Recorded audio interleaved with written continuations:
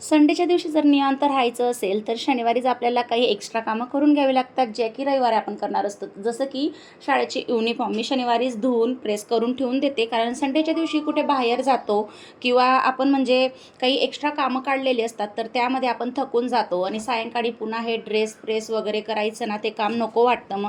त्यामुळे सॅटर्डेलाच मी हे असे कपडे प्रेस वगैरे करून ठेवून देते. त्यामुळे माझं संडेचं हे एक मोठं टेन्शन कमी झालं. त्यानंतर ना मी मिशोवरून या वस्तू मागवलेल्या होत्या, यांचे देखील मला व्हिडिओ बनवून घ्यायचे होते. कलांजली पैठणी मागवलेली आहे, त्यानंतर हे रेडीमेड ब्लाऊज मागवलेलं होतं आणि यांचे मला व्हिडिओ बनवून घ्यायचे आहेत. पुन्हा एक रेडीमेड सूट देखील मी मागवलेला आहे. इतका सुंदर आहे ना तो. हे दोघं तर मी वापस करणार आहे, पण ड्रेस मी ठेवणार आहे. हे बघा ड्रेस किती सुंदर आहे आणि ₹550च्या आसपास हा मिळून जातो.